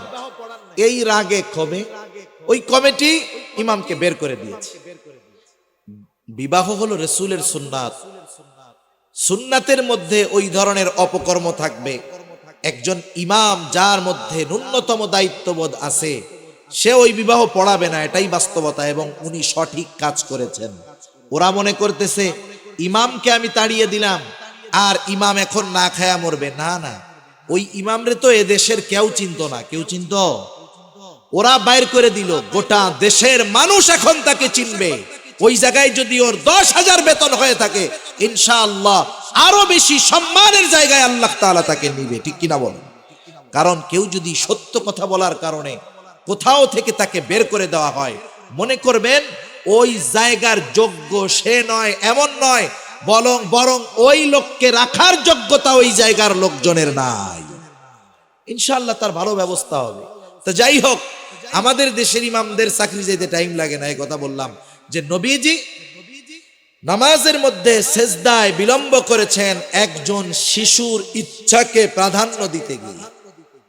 আমাদের মসজিদে অনেক সময় বাচ্চারা যায়, অনেক মসজিদে একটু জিলাপি টিলাপি দেয়, মাঝে মধ্যে দেয় না? আপনাকে এলাকায় দেয় নাকি? কতজন টিটকারি মারে, দেখ নিজেও নিতে আইছে, কোলের ডারে লই আইছে। খবরদার, এরকম আমরা বলবো না, লজ্জিত করবো না কাউকে। ছোট বাচ্চা একটু দৌড়াইতেছে মসজিদের মধ্যে, সালাম ফিরাইয়া ঘাড় ফুলাইয়া নাক ফুলাইয়া কি বলে, এই বের হয় এখান থেকে। আপনি যে আজকে ধমক দিলেন ওকে, ও তো মসজিদের মধ্যে একটু দৌড়াদৌড়ি করতেছে, তাতে কি? রাসূলুল্লাহ সাল্লাল্লাহু আলাইহি ওয়াসাল্লামের সময় মসজিদে নববীর ভিতরে হাবশী গোলামরা, ছোট ছোট বাচ্চারা তীর বর্ষা দিয়ে খেলা করতো মসজিদের মধ্যে। ছোট ছোট বাচ্চারা খেলতো। নবীজি সাল্লাল্লাহু আলাইহি ওয়াসাল্লাম আয়েশা সিদ্দিকা রাদিয়াল্লাহু তাআলা আনহাকে খেলা দেখাইতেন। মসজিদের চত্বরে খেলতো, ছোট বাচ্চারা মসজিদের মধ্যে দৌড়াদৌড়ি করতো। হায় হায়, তাতে অসুবিধা কি? আপনি যে ওকে ধমক দিলেন, ওর ভয় ভীতি যদি একবার অন্তরে গেঁথে যায়, পরবর্তীতে ওকে মসজিদে নিতে গেলে ও কি বলবে? না, যাবো না, ওই জায়গায় যে পচা মানুষটা আছে ধমক দিবে। মসজিদ হলো পৃথিবীর সবচাইতে নিরাপদ জায়গা। অনেকে আবার বলে যে বাচ্চারা চেঁচামেচি করলে খুশু থাকে না নামাজে। তাদেরকে বলবো, আপনার এই খুশু এটা যদি একজন বাচ্চার কথার আওয়াজে চইলা যায়, তাইলে জিহাদের ময়দানে যদি যাইতে হয়, সেখানে নামাজ আছে না নাই? নামাজ আছে না? নামাজ আছে। তাইলে পাশে একটা বোম ফুটলেই তো কাম 12টা বেজে যাবে। সেজন্য এসব টালবাহানা আমরা করব না। ছোট বাচ্চাদের মসজিদে আনবো, 5 বছর থেকে আনবো, অভ্যস্ত বানাবো। ও যদি অভ্যস্ত হয়ে যায়, 7 বছর বয়সে ওকে নামাজের জন্য আদেশ করা লাগবে না। আশা করা যায় ওই বাচ্চা 7 বছর বয়সে পাক্কা নামাজি হয়ে যাবে, ঠিক কিনা বলেন? মাদ্রাসার মধ্যে খেয়াল কইরেন, মাদ্রাসার ওস্তাদদেরকে জিজ্ঞাসা কইরেন, মাদ্রাসার মধ্যে 5-6 বছরের বাচ্চারাও পড়ে। অনেক সময় 5-6 বছরের বাচ্চা নামাজ পড়তেছে, তাহাজ্জুদও পড়ে। ওর নামাজের দিকে তাকাইলে মনে হয় পাক্কা একজন নামাজি নামাজ পড়তেছে। এত সুন্দর ধীর স্থিরতার সাথে পড়ে। আমরাও চাই আমাদের সন্তানেরা নামাজি হোক। এই জন্য ছোট থাকতেই মসজিদে নেওয়ার অভ্যাস করব। তাহলে 7 বছর বয়সে ও পাক্কা নামাজি হয়ে যাবে। আর 10 বছর বয়স হলে ওকে তো আর পিটানো লাগবে না, কিছুই করা লাগবে না। ওই পর্যন্ত সে পাক্কা নামাজি হয়ে যাবে। ও নামাজ পড়বে, লাভ হবে ওর বাবার, কারণ ওর তো অ্যাকাউন্ট নাই। ওর অ্যাকাউন্ট আছে? ওর তো অ্যাকাউন্ট নাই। সন্তানের ওই ভালো কর্মের সব তার বাবার অ্যাকাউন্টে জমা হয়ে যাবে। সুবহানাল্লাহ। সেজন্য সন্তানদেরকে আমরা নামাজের আদেশ করব। সাথে সাথে যখন একটু বড় হবে, সন্তানদেরকে তার দুনিয়ার দায়িত্ব বুঝায় দিব যে সন্তান, এই দুনিয়াতে শুধু আমাদের চাকরি বাকরি কাজবাজ করা খাওয়া এটাই কাজ না, বরং আল্লাহ তাআলা আমাদেরকে শ্রেষ্ঠ উম্মত হিসাবে ঘোষণা দিয়েছেন। শ্রেষ্ঠ উম্মত হওয়ার জন্য কাজটাও কিন্তু শ্রেষ্ঠ কাজ। কাজ কি? এবার আমরা সন্তানদেরকে বলবো, জানায় দিব, তা'মুরুনা বিল মা'রুফ ওয়া তানহাউনা আনিল মুনকার ওয়া তু'মিনুনা বিল্লাহ। আল্লাহ রাব্বুল আলামিন বলেন, কুনতুম খায়রা উম্মাহ উখরিজাত লিন-নাস, তোমরা হলে শ্রেষ্ঠ উম্মত, তোমাদেরকে মানুষের কল্যাণের জন্য বের করা হয়েছে। কোন কর্মের ভিত্তিতে তোমরা শ্রেষ্ঠ উম্মত? তা'মুরুনা বিল মা'রুফ ওয়া তানহাউনা আনিল মুনকার, ভালো কাজের আদেশ, অসৎ কাজের নিষেধ, এইটা করতে হবে। সাথে সাথে ঈমান থাকতে হবে। ঈমানদার ভালো কাজের আদেশ করে, অসৎ কাজের নিষেধ করে, এই লোকটাই হলো শ্রেষ্ঠ উম্মত। এবার হযরত লোকমান সেই কথাই বলতেছে, বৎস, নামাজ কায়েম করার পাশাপাশি আরো একটা কাজ করবা, ওয়া'মুর বিল মা'রুফ ওয়ানহা আনিল মুনকার, ভালো কাজের আদেশ করবা, অসৎ কাজের নিষেধ করবা। এই কর্মটা ঈমানের সাথে সম্পৃক্ত কর্ম। কারণ নবীজি সাল্লাল্লাহু আলাইহি ওয়াসাল্লাম জানায় দেন, মান রাআ মিনকুম মুনকারা ফালইউগাইরহু বিয়াদিহি ফাইন লাম তাসতাতি' ফাবিলিসানিহি ফাইন লাম তাসতাতি' ফাবিকলবিহি ওয়া যালিকা আযআফুল ঈমান। অনেক সময় আমরা এটা মনে করি আমাদের কাজ হলো শুধু নামাজ রোজা করা, আর কোনো দায়িত্ব নাই। বাস্তবতা হলো প্রত্যেকটা ইমানদারের উপরে এই দায়িত্ব, ভালো কাজের আদেশ করা, অসৎ কাজের নিষেধ করা। বলেন, এ দায়িত্ব একজনের উপরে না সবার উপরে? কিন্তু সবার উপরে কাজটা সমানভাবে হবে না। কারণ আপনাদের এলাকার এমপি সাহেব যেই মন্দ কাজটা থামাতে পারবে, আপনি পারবেন? আমি পারবো? কারণ ওই পাওয়ার আল্লাহ আমারে দেয় নাই। এজন্য নবীজি সাল্লাল্লাহু আলাইহি ওয়াসাল্লাম হাদিসের মধ্যে আমাদেরকে জানিয়ে দিয়েছেন যে আমরা কোন পদ্ধতিতে ভালো কাজের আদেশ, অসৎ কাজের নিষেধ করব। ভালো কাজের কথা বলা যায়, কিন্তু অসৎ কাজ থেকে থামানো কঠিন। নবীজি এজন্য বলেন, যখন তোমাদের মধ্যে কেউ ভালো মন্দ কাজ দেখবে, মান রাআ মিনকুম মুনকারা, খারাপ কাজ দেখবে, তার ক্ষমতা আছে, পাওয়ার আছে, সে কি করবে? সে সেই কাজটাকে থামায়া দিবে। ফালইউগাইরহু বিয়াদিহি, সে শুধু থামায়া দিবে তা নয়, ওই মন্দ কাজের জায়গায় ভালো কাজ প্রতিষ্ঠিত করবে। একটা হলো থামায়া দেওয়া, আর একটা হলো ঘুরায়া দেওয়া। মানে আছে খারাপ কাজের দিক, ঘুরায়া ভালো কাজ করবে। এক জায়গায় গান হয়, যাত্রাপালা হয়, খারাপ অনুষ্ঠান হয়, পাওয়ার আছে, ক্ষমতা আছে, ওই কাজ বন্ধ করে ওই জায়গায় সে ভালো কাজ প্রতিষ্ঠিত করবে। এক সময় গান হইতো, এখন সে সেটারে ঘুরাইয়া দিনই একটা মজমার ব্যবস্থা করলো, তাফসীর মাহফিলের ব্যবস্থা করলো, ইসলামী সম্মেলনের ব্যবস্থা করলো। এজন্য যার ক্ষমতা আছে, পাওয়ার আছে, ইমানদার, সে যদি মন্দ কাজ দেখার পর, ক্ষমতা থাকার পরেও ওই কাজ থামিয়ে ভালো কাজ ওইখানে প্রতিষ্ঠিত না করে, তাহলে তার ঈমানের সমস্যা আছে। এখন ওই ক্ষমতা সবার নাই। এজন্য নবীজি বলেন, ফাইন লাম তাসতাতি' ফাবিলিসানি, হাত দিয়ে বাধা দিতে গেলে জীবন নাশের আশঙ্কা। নবীজি বলেন, এই ক্ষমতা তোমার নাই, তুমি জবান দিয়ে বাধা দাও, তুমি তাকে বুঝাও, বলো যে এই কাজটা মন্দ, তোমরা কইরো না। এখন জবান দিয়ে বাধা দিতে গেলেও বিপদ হতে পারে। কারণ অনেক জায়গায় আমরা দেখছি, ইমাম সাহেব যখন মন্দ কাজের বিরুদ্ধে বলেন, তার উপরে আক্রমণ হয়, হামলা হয়। অনেক জায়গায় মাহফিলের মধ্যে যখন ওয়াইজ মন্দ কাজের বিরুদ্ধে বলেন, তার ব্যাপারে হামলা হয়। হয় কি হয় না? এখন আপনি আপনার এলাকায় দেখতেছেন, এই মন্দ কাজের বিরুদ্ধে বললে আপনার উপরে জুলুম হতে পারে, আক্রমণ হতে পারে। আপনার হাত দিয়ে বাধা দেওয়ার ক্ষমতা নাই, জবান দিয়ে বললেও বিপদ। কারণ যে কাজগুলো যারা করতেছে বড় প্রভাবশালী।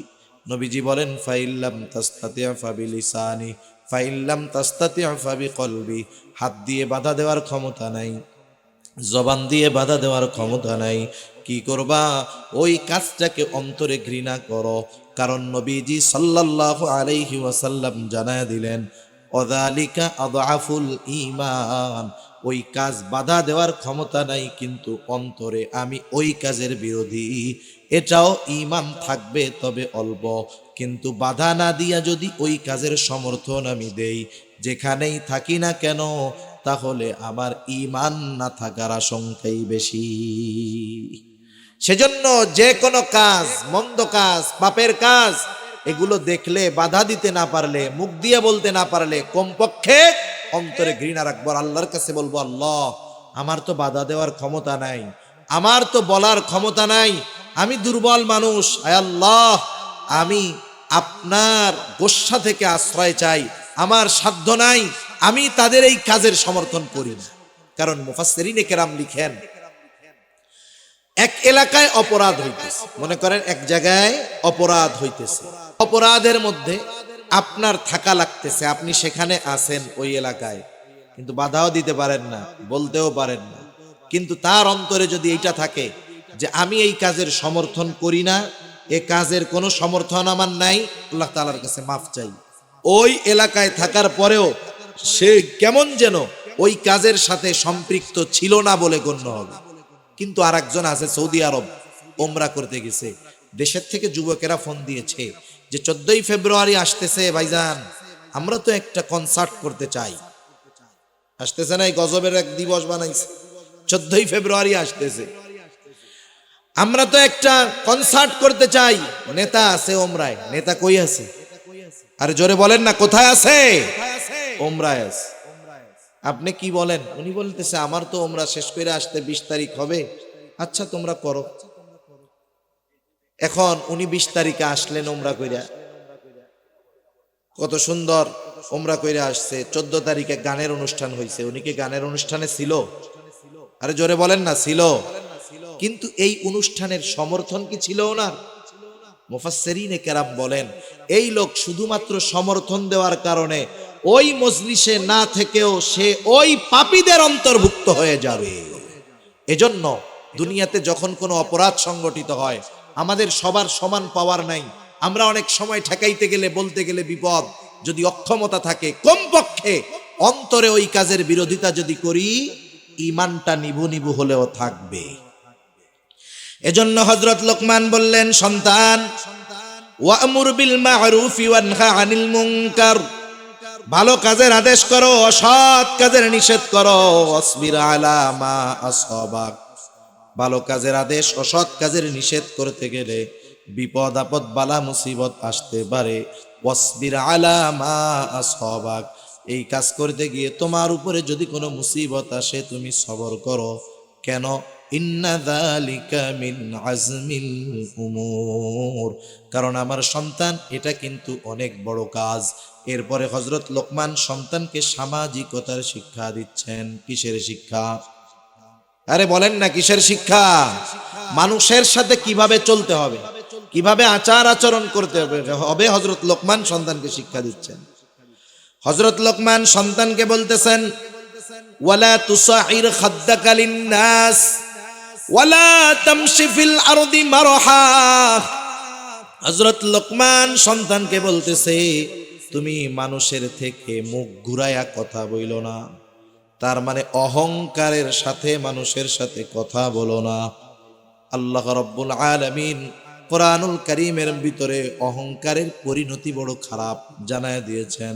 শুধু তাই না, নবীজি সাল্লাল্লাহু আলাইহি ওয়াসাল্লামও বলেন, লা ইয়াদখুলুল জান্নাতা মান কানা ফি কলবিহি মিসকালা হাববাতিন মিন কিবর, যার অন্তরের ভিতরে যাররা পরিমাণ অহংকার থাকবে সে জান্নাতে প্রবেশ করবে না।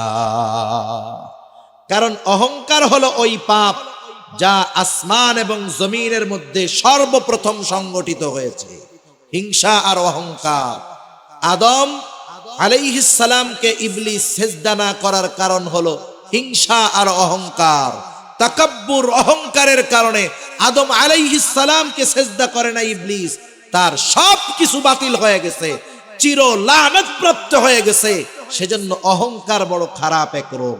আমরা অনেক সময় আমাদের সমাজে আছে একজন অনেক টাকা পয়সার মালিক, ধন দৌলত, গাড়ি বাড়ির অভাব নাই, সে তার গরিব মানুষ, আশেপাশের গরিব যারা, অসহায় যারা, তাদেরকে তুচ্ছ তাচ্ছিল্য করে, আছে না নাই? অভাব নাই। যারা সম্পদওয়ালা তারাও সন্তানদের শিক্ষা দিবে, বাবা কোনো সময় মানুষের সাথে খারাপ আচরণ করবা না। সে যত গরিব হোক, যত অসহায় হোক, যত নিম্ন শ্রেণীর হোক, ইসলামে শিক্ষা দেয় নাই ইসলাম সম্পদ, সম্মান, বংশীয় মর্যাদার মাধ্যমে শ্রেষ্ঠত্ব নির্ধারণ করে নাই, বরং ইসলামে শ্রেষ্ঠত্ব তার বেশি যার তাকওয়া যত বেশি। ঠিক কিনা বলেন? এজন্য এই বিষয়গুলো খেয়াল রাখতে হবে। সন্তানদের শিক্ষা দিব যে টাকা পয়সা, গাড়ি বাড়ি, ধন দৌলত হইলেই গরিব মানুষকে কখনো তুচ্ছ তাচ্ছিল্য করবা না। হযরত লোকমান সন্তানকে সেই শিক্ষা দিলেন যে মানুষের সাথে অহংকার করবা না, নিজেরে বড় মনে করবা না, অপরকে ছোট মনে করবা না, সাথে সাথে কি করবা না, জমিনের উপরে দর্প ভরে তুমি পথ চলবা না। মানুষ দেখবেন বুক ফুলায়া রাস্তায় চলে, চলে না? কেন চলে জানেন? অহংকারের কারণে। জোরে জোরে পা ফালায়া চলে, অহংকারের কারণে। আল্লাহ তাআলা বলেন ওয়াকসিদ ফি মাশি, আল্লাহ রাব্বুল আলামিন বলেন যে তুমি উচ্চতায় কখনো পাহাড় সম হতে পারবা না, তুমি কখনো জমিনকে বিদীর্ণ করতে পারবা না। ওয়ালা তামশি ফিল আরদি মারহা ইন্নাকা লান তাখরিকাল আরদা ওয়া লান তাবলুগাল জিবালা তুলা, তুমি কখনো জোরে পা ফেলে মাটিকে ফাটাতে পারবা না, উচ্চতায় কখনো পাহাড় সম হতে পারবা না। সেজন্য অহংকার কইরা দর্প ভরে হাইটো না। হযরত লোকমান সন্তানকে শিক্ষা দিচ্ছে যে মানুষের সাথে হাসি মুখে কথা বলবা, সদাচরণ করবা, অহংকারের সাথে কথা বলবা না, সাথে সাথে জমিনের উপরে অহংকারের সাথে তুমি পথ চলবা না। কেন চলবা না? ইন্নাল্লাহা লা ইউহিব্বু কুল্লা মুখতালিন ফখুর, নিশ্চয় আল্লাহ রাব্বুল আলামিন মুখতাল আর ফাখুরকে পছন্দ করেন না। মুখতালকে, ফাখুরকে, কষ্ট নয় আর 5 মিনিট থেকে 6 মিনিটের মধ্যে শেষ। মুখতালকে আর ফাখুরকে, মুখতাল হলো যে নিজেকে নিজে বড় মনে করে, মাঝে মধ্যে মনে মনে রসগোল্লা খায়, মনে মনে কি খায়? একা একা ভাবে আমি খুব ভালো আলেম, আমি খুব ভালো ওয়াইজ, আমি খুব ভালো যোগ্য ব্যক্তিত্ব, আমি খুব ভালো শিক্ষিত, একা একা ভাবে নিজের ব্যাপারে যে আমি খুব ভালো। এটা হলো মুখতাল। এটা কে বলেন? মুখতাল, যে নিজেকে নিজে বড় মনে করে। আর ফাখুর, যে অপরকে তুচ্ছ করে, নিজেরে বড় মনে করে, বলে ওর চাইতে আমি ভালো আলেম, ওর চাইতে আমি ভালো ওয়াইজ, ওর চাইতে আমি ভালো ব্যবসায়ী, ওর চাইতে আমি ভালো আবেদ। অপরকে তুচ্ছ করে, নিজেকে বড় মনে করে, এটা হলো ফাখুর। আল্লাহ তাআলা বলেন ইন্নাল্লাহা লা ইউহিব্বু কুল্লা মুখতালিন ফখুর, নিশ্চয়ই আল্লাহ তাআলা মুখতাল আর ফাখুরকে ভালোবাসেন না। বলেন তো, একটা মানুষের দুনিয়ার সব কিছু আছে কিন্তু আল্লাহ তাকে ভালোবাসে না, দুনিয়া থাকার দ্বারা তার কোনো লাভ আছে নাকি? কারণ দুনিয়ার কিছু নাই, আল্লাহর ভালোবাসা যদি পায় কোনো অসুবিধা নাই। দুনিয়ার সব আছে কিন্তু আল্লাহর ভালোবাসা নাই, এ সম্পদ সম্মানের কোনো দাম নাই, কারণ আল্লাহর ভালোবাসা যে পাবে না তার ঠিকানা হবে জাহান্নাম। এরপরে হযরত লোকমান সন্তানকে শিক্ষা দিচ্ছেন, বৎস কিভাবে চলবা জমিনে। ওয়াকসিদ ফি মাশিক ওয়াগদুদ মিন সাউতিক, তুমি জমিনের মধ্যে মধ্যম পন্থা অবলম্বন করে চলবা, বিনা কারণে অতি দ্রুত চলাফেরা করবা না, আবার অমুসলিমদের মতো একেবারে ধীরে ধীরেও চলবা না, মধ্যম পন্থা অবলম্বন করে চলবা, বিনয়ের সাথে জমিনের উপরে পা ফালায়া চলবা, সুন্নাত পদ্ধতিতে চলতে হবে, রাস্তার ডানে চলবা, নিচের দিকে তাকায়া চলবা, এটা রাস্তায় চলার অন্যতম আদব। ডানে বামে তাকায়া উল্টা পাল্টা কইরা চইল না, কারণ অনেক সময় দেখা যায় এই উল্টা পাল্টা কইরা চলার কারণে বিপদ আসে কি আসে না? ফোনে কথা কইতে কইতে রেল লাইনের মধ্যে দিয়া যাইতেছে, কতজন কাটা পড়ে মরে গেছে, অ্যাক্সিডেন্ট কইরা মরছে, বিনা কারণে দৌড় দিছে, সামনে গাড়ি বাইদা গেছে, বেঁধে মরে গেছে, হতে পারে। সেজন্য অপ্রয়োজনে, বিনা প্রয়োজনে অতি দ্রুত চলবো না, একেবারে আস্তে ধীর স্থিরতার সাথেও চলবো না, আস্তে আস্তে পা ফেলবো, মধ্যম পন্থা অবলম্বন করে চলবো ইনশাআল্লাহ। এরপরে সন্তানকে বলতেছে, তুমি তোমার কণ্ঠস্বরকে উঁচু কইরো না, ওয়াগদুদ মিন সাউতিক, কণ্ঠস্বরকে উঁচু কইরো না। আমাদের সমাজে যখন মানুষের সাথে মানুষের তর্ক বিতর্ক হয়, মাঝে মধ্যে হয় না, দুজনের মধ্যে তর্কাতর্কি হয়, কে জিতছে? জিতে কে কন্ত? ওইটা কয় যার গলা উঁচা বেশি, ও বলে আমি জিতছি, দেখছস আমার কথার সামনে কথাই কইতে পারে না। যেটা বড় গলা উঁচু করে কথা বলতে পারে ও মনে করে আমি জিতা গেছি।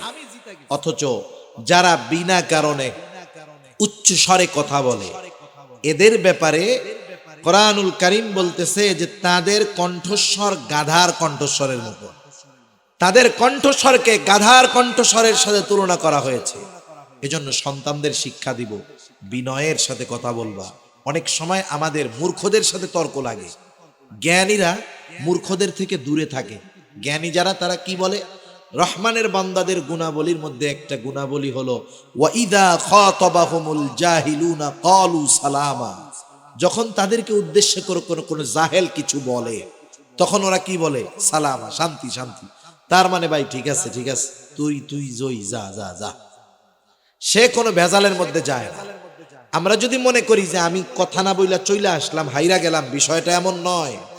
এখানে ওই চিল্লাচিল্লি যে করছে সেই হারছে, আর তার কণ্ঠস্বরকে গাধার কণ্ঠস্বরের সাথে তুলনা করা হয়েছে। ইন্না আনকারাল আসওয়াত লাসাউতুল হামির, নিশ্চয়ই সবচাইতে নিকৃষ্ট আওয়াজ হলো গাধার আওয়াজ। এখন আসেন আমরা আমাদের সন্তানদেরকে যদি হযরত লোকমানের এই নসিহাগুলো করি, ওয়াজগুলো করি, আমাদের সন্তান সম্পদে পরিণত হবে, দুনিয়াও কাজে আসবে, আখিরাতেও কাজে আসবে। সেজন্য আজকের শিক্ষণীয় বিষয় 1 নাম্বার, আমরা আমাদের সন্তানদেরকে ঈমানের শিক্ষা দিব। আমি অনেক সময় নিজে দিতে পারি না, আমি ঈমান শিক্ষা দেওয়ার নিয়তে আমার সন্তানটাকে মাদ্রাসায় দিয়ে দিব, কারণ মাদ্রাসায় তাকে ঈমানের পরিচয় শেখানো হবে। সাথে সাথে আমিও তাকে নসিহত করব যদি আমি নিজে বুঝি। এরপরে আমরা তাকে আল্লাহর ক্ষমতা সম্পর্কে ছোটবেলা থেকে বিশ্বাস করাবো।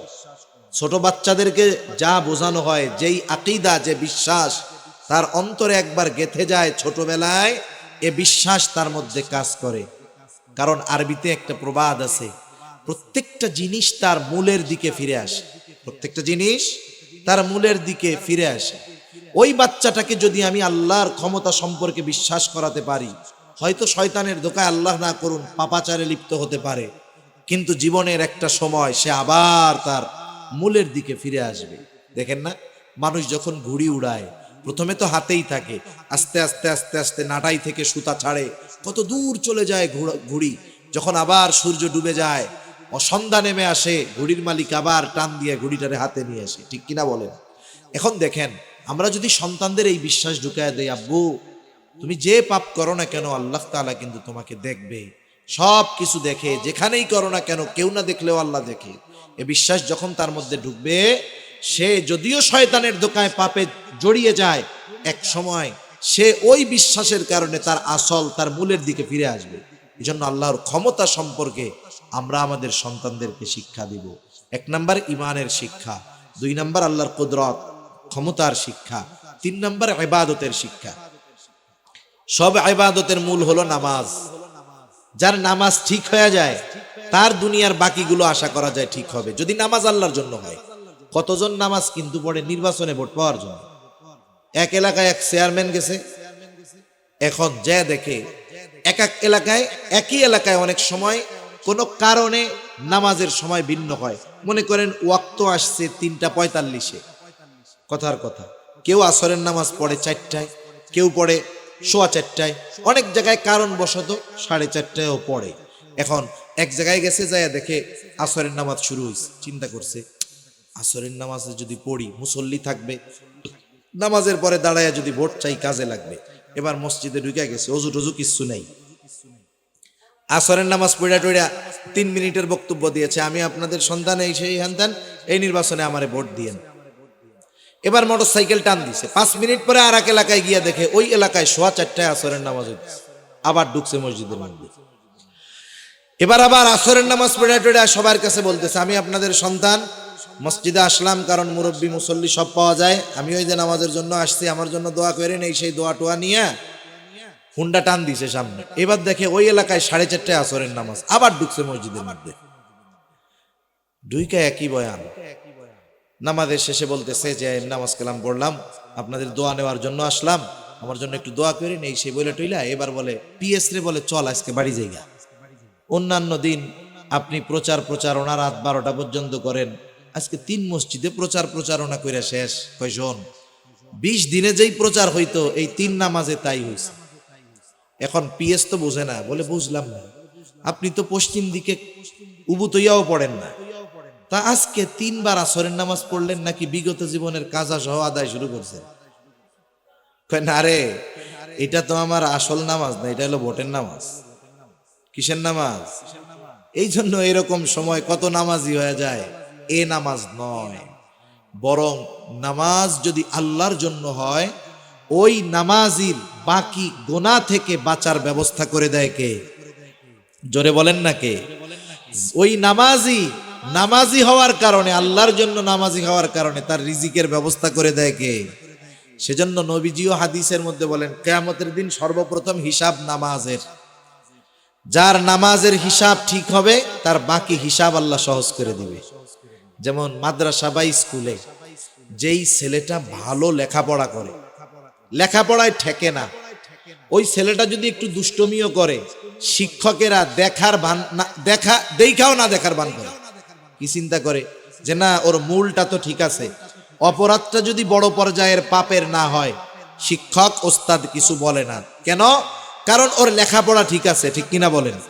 আর যেটা ক্লাসের মধ্যে লেখাপড়া পারে না, ও প্রস্রাব করতে গিয়া 3 মিনিটের জায়গায় 4 মিনিট লাগলে হুজুরে এই এত ঘন ঘন মুতুসকে ডায়াবেটিস। মানে দেখেন, ও পড়ালেখা পারে না বিদায় ওর ছোট বিষয়টাও চোখে পড়ে, আর ও পড়ালেখা পারে বিদায় বড় বড় বিষয়ও অনেক সময় ধরা হয় না, বাদ দিয়ে দেওয়া হয়। সেজন্য কিয়ামতের দিন যে নামাজের হিসাবটা সহজভাবে দিবে, তার বাকি হিসাবগুলো সহজ করবেন কে? সেজন্য আমরা নিজেরা নামাজি হব, সন্তানদের নামাজি বানাবো। ইবাদতের শিক্ষা, প্রথম ইমানের শিক্ষা, আল্লাহর ক্ষমতার শিক্ষা, ইবাদতের শিক্ষা, এরপরে সামাজিকতার শিক্ষা, মানুষের সাথে কেমন ভাবে চালচলন হবে। এই 4 ধরনের শিক্ষা হযরত লোকমান তার সন্তানকে দিয়েছেন। আমরাও যদি সন্তানদের এই উপদেশগুলো দিতে পারি, বাস্তব জীবনে আমলে পরিণত করতে পারি, এই সন্তান আমার আপনার জন্য দুনিয়া আখিরাতের সম্পদ হবে ইনশাআল্লাহ। আল্লাহ সুবহানাহু ওয়া তাআলা আমাদের সবাইকে কথাগুলো বুঝবার, আমল করবার তৌফিক দান করুন। সকলে বলি আমিন। আরো জোরে জবান খুলে বলি আমিন। ওয়া আখিরু দাওয়ানা আনিল হামদুলিল্লাহি রাব্বিল আলামিন। আসসালামু আলাইকুম ওয়া রাহমাতুল্লাহি ওয়া বারাকাতুহু।